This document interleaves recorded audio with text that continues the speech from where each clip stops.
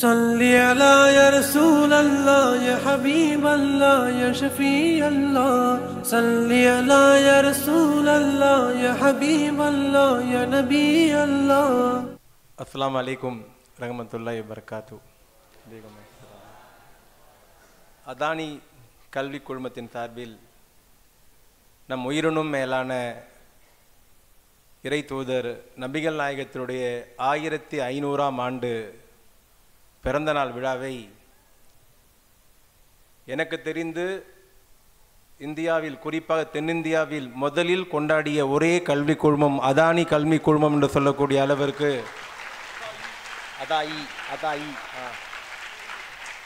அதாயி கல்வி குழுமம் மிக சிறப்பான முறையில் இறை தூதர் பெயர பிறந்தநாள் விழாவை, உதயமான விழாவை ஏற்பாடு செய்து அது அனைத்து சமுதாயத்தைச் சேர்ந்தவங்களையும் பேச வைத்து மிக அழகான முறையில் இந்த நிகழ்ச்சியை வடிவமைத்திருக்கிற இந்த நிறுவனத்தினுடைய தலைவர், நிறுவனர், கண்ணியத்துக்குரிய உஸ்தாத் அல்லம்மா முகமது நிசார் பசீல் ஜமாலி அவர்களே, நிகழ்ச்சியிலே கலந்து கொண்டு எனக்கு முன்னால் சிறப்புரையாற்றி விட்டு விடுபட்டு சென்றிருக்கிற மாண்புமிகு அமைச்சர் மனோ தங்கராஜ் அவர்களே, தமிழ்நாடு அரசினுடைய சிறுபான்மை ஆணையத்துடைய தலைவர் அருட்தந்தை அருண் அவர்களே, எனக்கு முன்னால் மிக சிறப்பான முறையில் பாடல் பாடிய தமிழ்நாடு அரசுடைய சிறுபான்மை ஆணையத்தின் துணைத் தலைவரும் திராவிட முன்னேற்ற கழகத்தின் கலை இலக்கிய பேருடைய மாநில துணைத் தலைவர் ஜனாப் அண்ணன் அப்துல் இறையன்மன் குத்தூஸ் அவர்களே, வருகை தந்திருக்கிற மரியாதை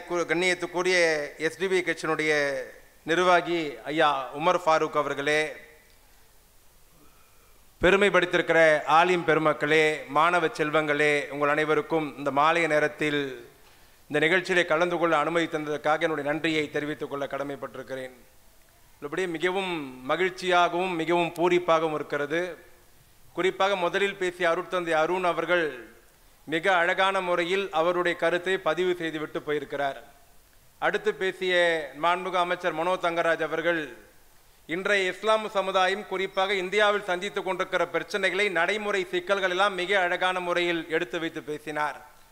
அதாயி குடும்பத்தை பற்றி சொல்ல வேண்டும் என்று சொன்னால், எனக்கு தெரிந்து நான் வந்தவுடன் என்னுடைய கையில் புக்கை கொடுத்தார்கள். அந்த புக்கை நான் படித்து கொண்டே இருக்கிறேன். புதையல் மாதிரி விரிந்து கொண்டே இருக்கிறது. காரணம், யாராவது சின்னது ஒரு உதவி செய்தாலே, சமுதாயத்துக்கு செய்தாலே அது 4 பிட்டு போஸ்டராகவும் 2 பிட்டு விளம்பரமாகவும் கொடுக்கிற இந்த காலகட்டத்தில் இவ்வளவு உதவி செய்தும் தம்பட்டம் அடித்துக் கொள்ளாத ஒரே கல்வி நிறுவனம் அதாயி கல்வி நிறுவனம் சொல்லக்கூடிய அளவிற்கு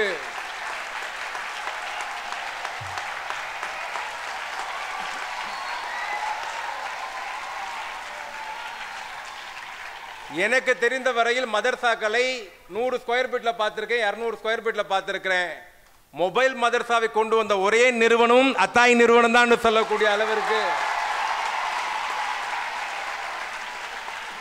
இல்லை மொட்டை மாடியில் ஓலை குடிசை போட்டிருப்போம், இல்லைன்னா ஓட்டு ஷீட்டு போட்டிருப்போம், இல்லை வாடகைக்கு எடுத்து மதர்சா நடத்துவோம். ஆனால் ஏக்கர் கணக்கில் மதர்சா நடத்துனதும் அதாயி நிறுவனம் தான் சொல்லக்கூடிய அளவிற்கு. ஆலிம்னாலே தொப்பி போடணும், தாடி வைக்கணும், கண்ட காலைக்கு மேலே ஒரு ஒயிட்டு வேட்டி கட்டிக்கணும், பெரிய ஜுப்பா போட்டுக்கணும், வயிறு கொஞ்சம் பெருசா இருக்கும். அப்படி பார்த்தாதான் ஆலிம். அவங்களுக்கு ஆலிம மசூதியில ஓதுறதை தவிர எதுவுமே தெரியாது சொல்லப்பட்ட காலகட்டத்தில் இல்லை. அதாயி குழுமம் வக்கீலாவும் ஆக்கியிருக்கிறது, போலீஸாவும் ஆக்கியிருக்கிறது, அரசு அதிகாரியும் ஆக்கியிருக்கிறது ஆலிம்கள் என்று சொல்லக்கூடிய அளவிற்கு. உள்ளபடியே சொல்லுகிறேன், பெருமையோடு சொல்லுகிறேன்.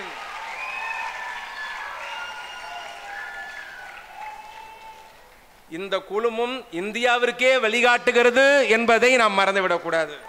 ஏன்னா நான் என்னுடைய தாய்மொழி உருது, நான் அதிக இந்தி டிபேட்ஸ் நிறைய பார்ப்பேன். இந்தி டிபேட்ஸ் வடநாட்டு சேனல்கள்லாம், அது ஆஷ்தக்கா இருந்தாலும் ஸ்டார்ட் எந்த டிவி சேனலாக இருந்தாலும் இந்தி சேனல் பார்ப்பேன். அதில் நம்முடைய கஷ்டகாலம் என்னென்னா, ஆலிம் சொல்லி 2 பேர் டொப்பி போட்டு நின்றுடுவாங்க உருதுல பேசுறதுக்காக. அவன் அங்கே இருக்கிற அந்த மீடியாவும் அந்த ஆங்கரும் எதிரில் வர சங்கி கூட்டமும் கழுவி கழுவி ஊற்றும். இவரால் பேசவே முடியாது. இன்னொன்று சொல்லட்டுமா, எல்லாம் நம்ம மதம் ஒரு மதம் தான், ஒரே குரான் தான், ஒரே கொள்கை தான். ஆனால் வடநாட்டு முஸ்லீம்களுக்கும் ஆலிம்களுக்கும் தென்னாட்டு ஆலிம்களுக்கும் நிறைய வித்தியாசம் இருக்கிறது. என்ன வித்தியாசம் தெரியுமா? நம்ம அத்தாய் குழுமத்தை பொறுத்த ஒரு ஆலிமை கூப்பிட்டா அவன் இன்ஜினியராகவும் இருப்பான், டாக்டராகவும் இருப்பான், வக்கீலாகவும் இருப்பான், ஆலிமாவும் இருப்பான், உலக வரலாறும் தெரியும், உள்ளூர் வரலாறும் தெரியும். ஆனால் அங்கே பார்த்தீங்கன்னா அதே வடநாட்டில் அந்த டிபேட்டில் அவர் ஒரு ஆலிமை நிற்க வைக்கிறாங்க, அவருக்கு ஒன்றுமே தெரியல. அவர் தன்னுடைய மார்க்கத்தை பற்றி பெருமையாக சொல்கிறார், ஆனால் உலக வரலாறு உலக நடைமுறை தெரியல. அதனால் இங்கே பார்க்குற போது தெரிகிறது, வயது அதிகமான ஆள் இருக்கிறாங்க, நடுத்தர ஆள் இருக்கிறாங்க, யூத்தும் இருக்கு, வருங்கால யூத்தும் எதிரில் உட்கார்ந்து இருக்கிறது. இந்த நிறுவனத்தை இன்னும் 100 ஆண்டு காலம் இங்க பேசின மனோ தங்கராஜ் ஆனால் இறையன்பன் குத்தோஸ்லாம் சொன்னாங்க. ஒரு தொகுப்பாளர் ரொம்ப அழகா சொன்னார், எதற்காக நம்ம இந்த விழாலாம் நடத்துறோம். உனக்கு குறிப்பா தெரியுமா, நம்ம மீலாது நபின் வெளிப்படையா கொண்டாடி தமிழ்நாட்டில் ஒரு 25 வருஷம் ஆயிடுச்சு. குறிப்பா 25 வருஷமா அது பெருசா கொண்டாடுறது இல்லை. மீலாது நபி ஒரு 100 வருஷமா கொண்டாடி. ஒரு சின்ன வித்தியாசம் சொல்றேன், டெல்லி, உத்தரப்பிரதேசம், ஜார்க்கண்ட், பீகார், வடநாட்டு மாநிலங்கள் எல்லாம் இன்றும் கலவரமாக இருக்கிறது. முஸ்லீம் கடையில் பொருள் வாங்கக்கூடாது, முஸ்லீம் கடை தண்ணி வாங்கி குடிக்கக்கூடாது, முஸ்லீமுக்கு வீடு கொடுக்கக்கூடாது, எப்படின்னு ஒரு மிகப்பெரிய பாகுபாட்டு சேவரை வடநாட்டு மீடியாக்குள்ள வடநாட்டு சங்கி கும்பலம் உருவாக்கி இருக்கிறார்கள். ஆனா இந்தியா ஒரு நாடு தான், தன்னை கன்னியாகுமரியிலிருந்து காஷ்மீர் வரைக்கும் எல்லாம் இந்து தான் சொல்லிக்கிறாங்க. ஆனா தமிழ்நாட்டில் இருக்கிற இந்துக்களுக்கும் உத்தரப்பிரதேச இருக்கிற இந்துக்களுக்கும் வித்தியாசம் இருக்கிறது. என்ன தமிழ்நாட்டில் இந்துக்கும் உத்தரப்பிரதேச இந்துக்கும் வித்தியாசம்னா, இங்க இருக்கிற இந்து நம்மளை பார்த்தானா என்ன மாமா நல்லா இருக்கியான்னு கேட்பான், இல்ல என்ன மச்சான் நல்லா இருக்கிறியான்னு கேட்பான். இங்கே மாமன் மச்சன் உறவு இருக்கிறது, அந்த உறவு அங்க இல்லை. அதுக்கு காரணம் என்ன?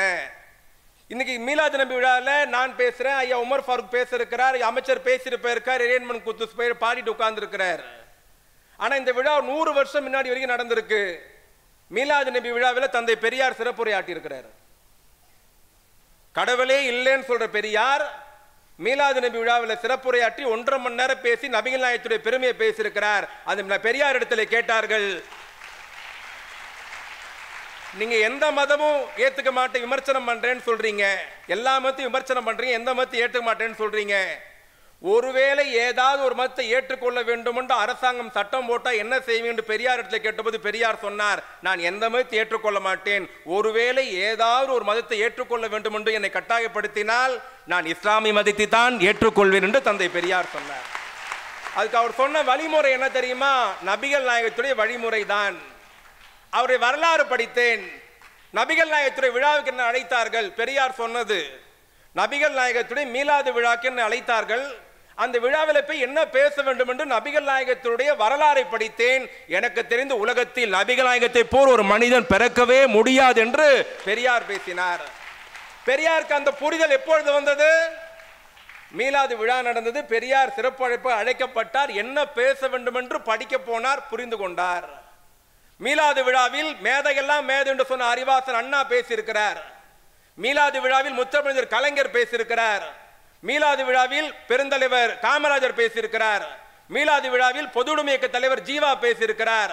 மீலாது விழாவில் தமிழ்நாட்டு அரசியல் தலைவர்லாம் பேசியிருக்கிறார்கள். அவர்கள் பேசிய காரணத்தினால்தான், அவர்கள் உள்வாங்கி கொண்ட காரணத்தினால்தான், தன்னுடைய தொண்டர்களையும் அப்படியே வழிநடத்திய காரணத்தினால்தான் தமிழ்நாட்டில் இருக்கக்கூடிய இந்துவும் முஸ்லீமும் ஒற்றுமையாக வாழ்ந்து கொண்டிருக்கிறார்கள். ஆனா இதுக்கு ஊர் விளைவிக்க வேண்டும். இதுக்கு ஊர் யார் விளைவித்தது? ஒன்னெல்லாம் எழுதி வைத்துக் கொள்ளுங்கள். குறிப்பா எதிரில் இருக்கிற மாணவ செல்வங்களுக்கு, என்னுடைய தம்பிமார்களுக்கு, அண்ணன்கள் தெரிவித்துக் கொள்கிறேன். இஸ்லாமை பொறுத்த வரையில் இஸ்லாம் எதிரியின் வாளை விட கேடயத்தாலே அதிக பாதிப்பை சந்தித்தது. எதிரியின் வாளை விட கேடயத்தால தான் அதிக இழப்புகளை பாதிப்புகளை சந்தித்தது. ஒரு 25 ஆண்டு காலமாக பல்வேறு ஃபத்வாக்கள் வழங்கப்பட்டன. நபிகள் இது விழா மீலாது நபி கொண்டாடக்கூடாது, அது இல்லை இது இல்லை அது இல்லைன்ட்டு. இந்த மேடையில் எந்த சமுதாய தலைவரும் அழைக்கப்படுவதில்லை, எந்த இயக்கமும் விழா நடத்துவதில்லை. மாற்று மத சகோதரர்கள் பெருமையை பேசவில்லை. அவர் பெருமையை பேச வாய்ப்பு நம்ம தராத காரணத்தினால் எதிரில் இருப்பவர்கள் அந்த பெருமை தெரியாமலே போகிவிட்டது. அதுக்கு அடிப்படை காரணம் நாம் தான் மறந்துவிடக் கூடாது. இன்னைக்கு சொல்றோம் மீலாது நபி கொண்டாடணும்ட்டு. எனக்கு தெரிந்து என் அறிவுக்கு எட்டிய வரையில், நான் படித்த வரையில் 1500 ஆண்டு காலமாக ஒரு தலைவனை, ஒரு வழிகாட்டியை 200 கோடி மக்கள் பின்பற்றுகிற இந்த வழிகாட்டி இன்று வரையில் படம் இல்லாமல், சித்திரம் இல்லாமல், சிலை இல்லாமல் இன்று வரை பின்பற்றுகிற ஒரே தலைவர் நம்முடைய இறை தூதர் நபிகள் நாயகம் மீது நாம் பெருமைப்படிக் கொள்ள வேண்டும். ஏன்னு சொன்னா அவர் சொல் ஒன்று செயல் ஒன்று அப்படி இருந்ததே இல்லை. அவர் அழகிய முன்மாதிரியாக இருந்தார். குர்ஆன் சொல்லுகிறது, உங்களுக்கு இறை தூதர் அழகிய முன்மாதிரியாக இருக்கிறார். அவர் என்றைக்கும் சொல் ஒன்றாக பொருள் ஒன்றாக இருந்ததே இல்லை. ஒரு முறை ஒரு தாயார் ஒரு 7 வயது சிறுவனை அழைத்து வந்து இறை தூதரிடத்தில் அவருடைய மகன் அதிக இனிப்பு சாப்பிடுகிறான், அவனை கண்டீங்கள் என்று சொல்ற போது போய் 7 நாள் கழித்து அழைத்து வாமான்னாராம். என்னுடைய மகன் சிம்பிள் தான், என்னுடைய மகன் அதிகமாக இனிப்பு சாப்பிடுகிறான், உடம்பு கேடுதல் விடுதும், அவனை கண்டீங்கள் ஐயான்னு சொல்றாங்க. அந்த குழந்தை அந்த சிறுவனை பார்த்து விட்டு அந்த தாயார் இடத்துல இறை தூதர் சொன்னாராம், போய் 7 நாள் கழித்து கூட்டுவாங்கன்ட்டு. அது மாதிரி கழித்த 7 நாள் கழித்து அந்த சிறுவனை அந்த தாயார் அழைத்து வந்த போது சிறுவனத்திலே நபிகள் நாயகம் சொன்னாராம், அதிக இனிப்பு உண்ணக்கூடாது, உடம்புக்கு கேடு வரும், பல்லு இந்த மாதிரி ஆகும்ட்டு சின்னதாக ஒரு அட்வைஸ் பண்ணி சொல்லியிருக்கிறாரு. அந்த அம்மா ஆச்சரியமா பார்த்து இறை தூதரை பார்த்து கேட்டுதான், இது சொல்றதுக்கா 7 நாள் கழிச்சு வர சொன்னீங்க அப்படின்னு கேட்டுதான். நபிகளாய் சிரிச்சுக்கிட்டே சொன்னாரா, இல்லம்மா நீ அழைத்து வரும்போது நானே அதிக இனிப்பு சாப்பிட்டுட்டு இருந்தேன், நானே அதிக இனிப்பு சாப்பிட்ற பழக்கம் வைத்துக்கொண்டு நான் எப்படி மற்றவனுக்கு உபதேசம் செய்ய முடியும்? நீ அழைத்து வந்த நாள் முதல் இன்று வரை நான் இனிப்பு சாப்பிட்டதை குறைத்து கொண்டேன், ஆகவே இப்பொழுது அறிவுரை கூறினேன் அப்படின்னு இறை தூதர் சொன்னாராம். என்ன தெரிகிறது?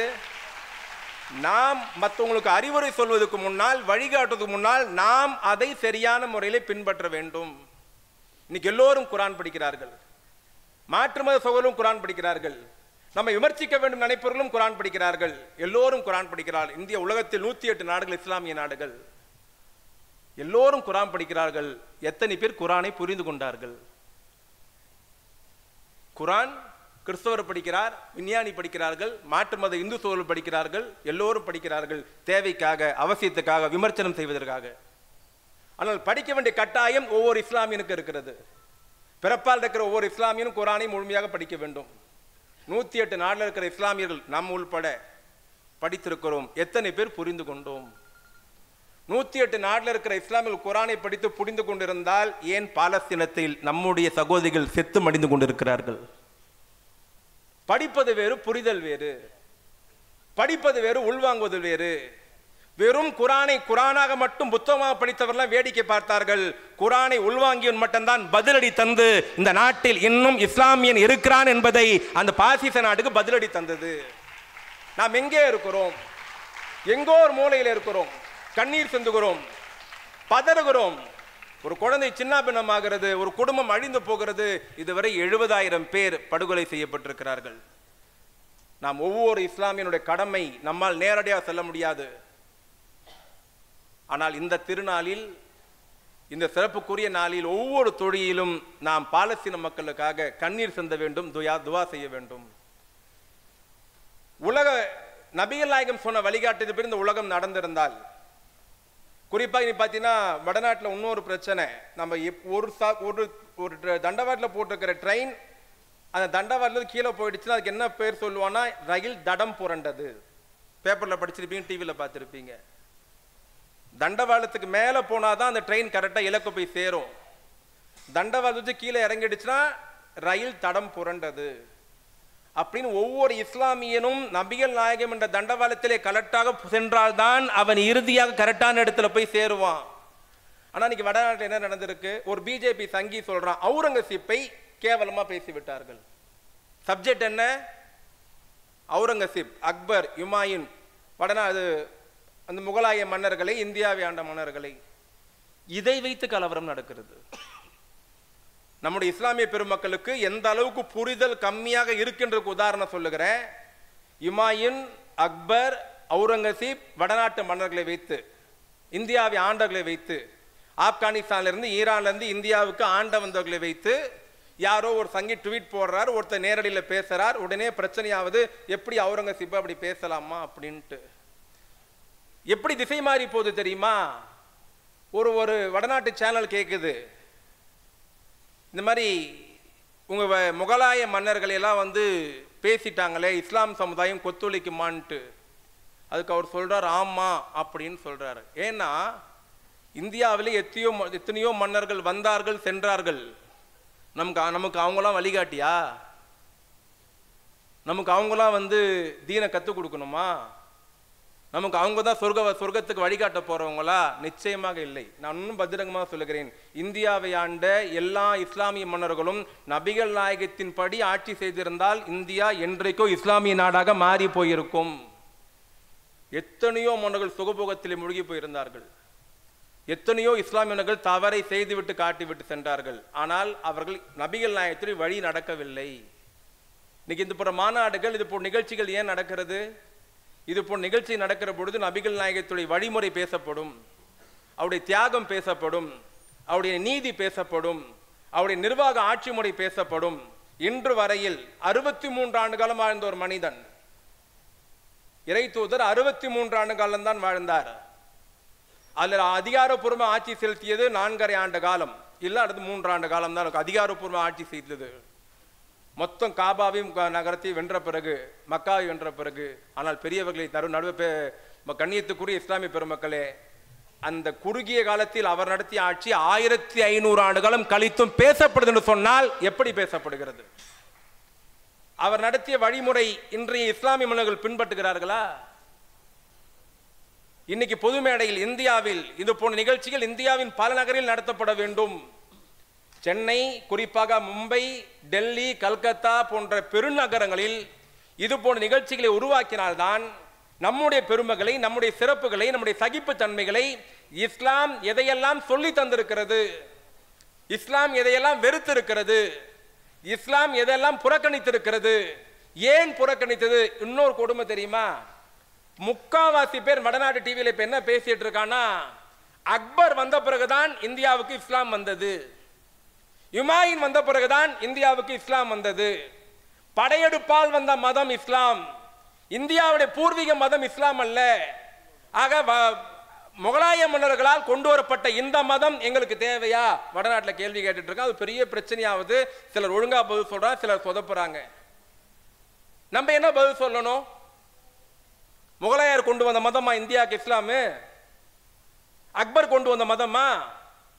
அக்பருக்கும் காயல்பட்டதுக்கு சம்பந்தம் இருக்கா? யுமாயினுக்கும் சென்னைக்கும் சம்பந்தம் இருக்கா?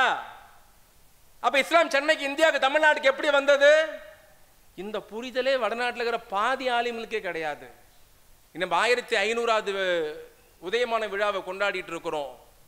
ஆனா இந்தியாவில் முதல் உலகத்தில் கட்டப்பட்ட எல்லா மசூதிகளை விட எனக்கு தெரிந்து, நான் பேசுகிற வரலாற்று குறிப்பு சரியா இருக்குமெனில், மஜிதே நவபிக்கு பிறகு உலகத்தில் 2வது மசூதி சின்னதா கட்டப்பட்டது சொன்னால் அது கேரளாவில் கட்டப்பட்ட விஜயராக தொண்டைமனால் கட்டப்பட்ட மசூதி தான் என்பதை மறந்துவிடக்கூடாது.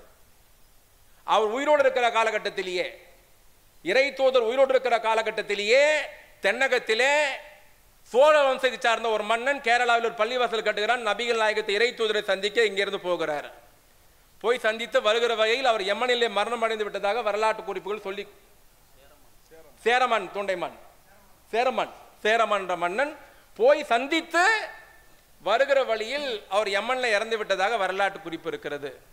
அப்படி என்றால் இந்தியாவென்ற ஒரு நாடு உருவாகுவதற்கு முன்பாகவே, இந்தியா என்ற கண்டம் ஜோடிக்கப்படுவதற்கு முன்பாகவே, பல்வேறு மாகாணங்கள் ஒன்றாக சேர்க்கப்படுவதற்கு முன்பாகவே இந்தியாவில் இஸ்லாமை கொண்டு வந்த பெருமை தமிழ்நாட்டை சார்ந்த ஒரு தமிழனுக்கு உண்டு என்பதை நாம் இங்கு பெருமைப்படுத்திக் கொள்ள வேண்டும். இது யார் ஒழுங்கா சொல்றா? யார்?